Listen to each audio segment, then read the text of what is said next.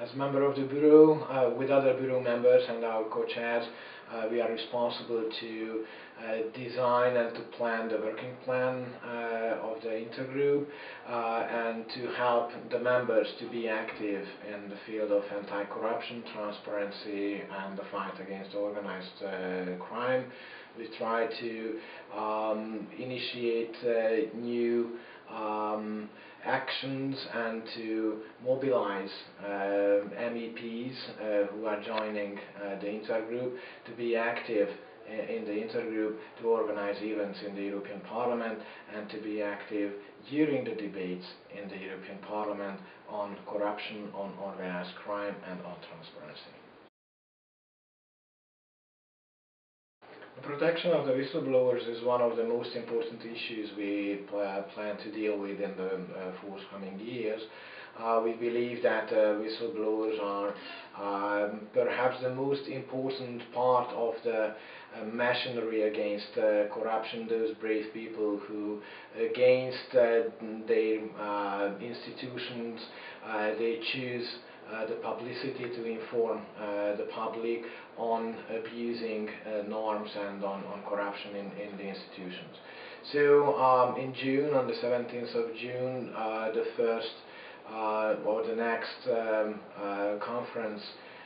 which we have as an intergroup will be on protection of whistleblowers, and also we would like to raise this issue in the member states, as it's not enough to have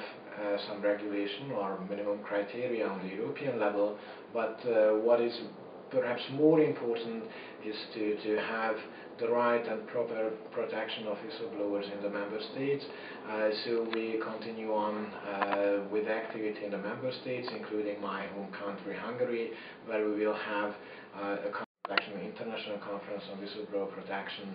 at the beginning of October. Already we did some steps ahead. The report on the protection of the financial interest of the European Union, which was accepted a couple of weeks ago on the plenary, we tabled in an amendment on whistleblower protection and the need for an all-European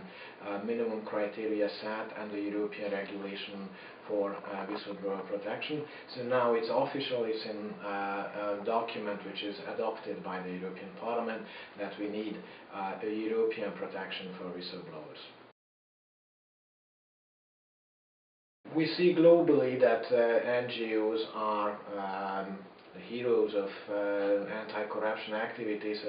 They are really the forerunners who initiate most of the activities in anti-corruption activity. They keep their eyes on the institutions, on political institutions, on public administration institutions, and I think that NGOs has a role in awareness raising to convince people that this is an important issue and to support them in their fight, in their personal fight against corruption, including